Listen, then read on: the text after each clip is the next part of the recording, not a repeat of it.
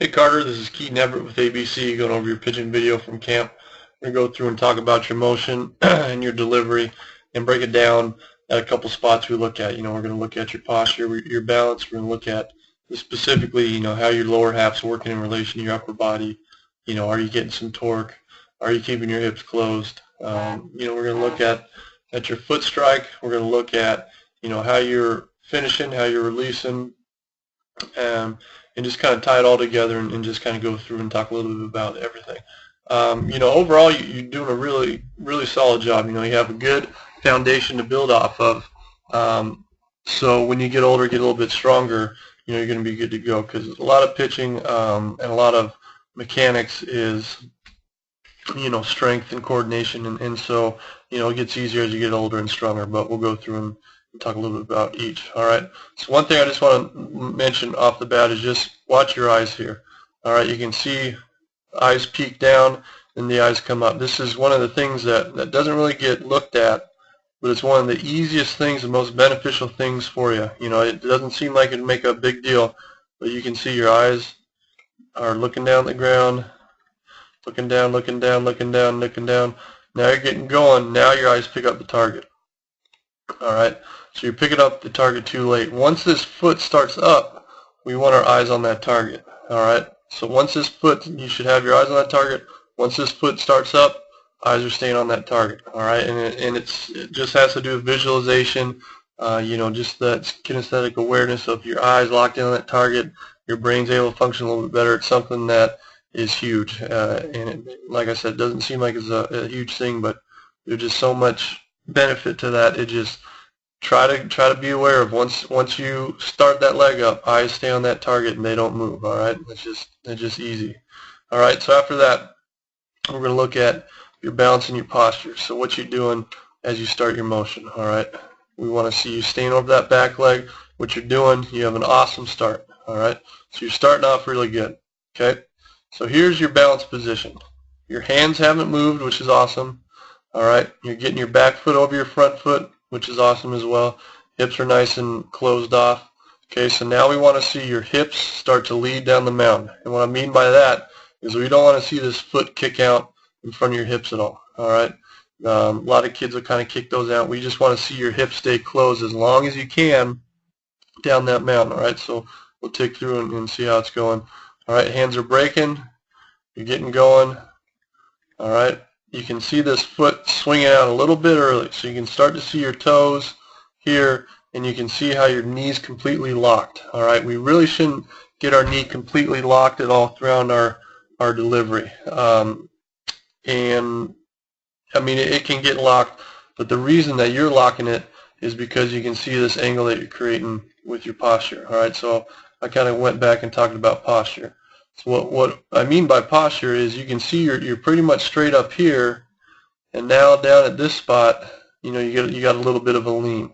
All right, a little bit of a lean isn't a problem, but when you start getting your ear over that knee, that's where it kind of starts to cause some issues here. All right, so now that power just kind of shifted back here, and then what happens is it just kind of gets shifted out with your upper body instead of your lower body. All right, and I'll explain that more in due time, but ideally, we like to see maybe that ear over that back hip, mid-thigh. So you're just getting a little bit too much of a rock back there, which isn't too bad, but you're just losing a little bit of power, because then at foot strike, which looks like kind of hard to see because we don't see your feet in there, but it looks like you're probably getting on your heel. We'll call this one foot strike. All right, so this is a good position. All right, we'll tick back right here. This is a good position, especially with your upper body. All right, you can see that glove out over your front foot. All right, nothing too crazy with your arm angles. When that elbow starts getting up above your shoulder, wrong tool there. When your elbow starts getting up above your shoulder, that's where some issues. If it gets a little bit lower, you're a little bit low now, but if it gets a little bit lower, that's a little bit of an issue too. It looks like you're doing all right there. All right, now your posture's pretty good. Now you're pretty much straight up. There might be a little bit of bend here, but you can see how your ears backed over that spot we kind of explained earlier. So it's just pitching, just all about efficiency and just keeping everything the same as much as we can to repeat it.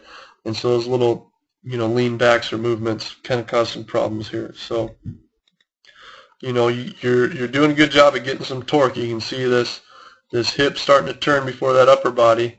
All right, that hip starting to pop forward a little bit. Like I said, at your age, it's hard to see.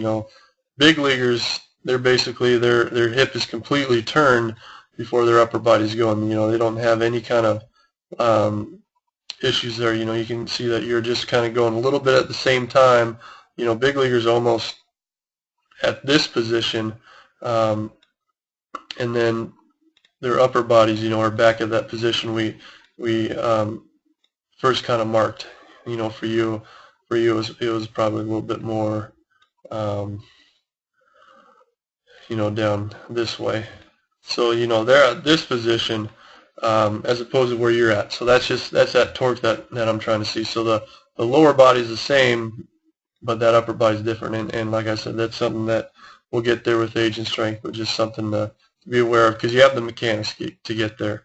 And then your release is awesome. So your foot's coming a little bit up off the ground, but it's tough because your actual release point is in between these two frames, but you can see your back foot starting to come off a little bit early through that release.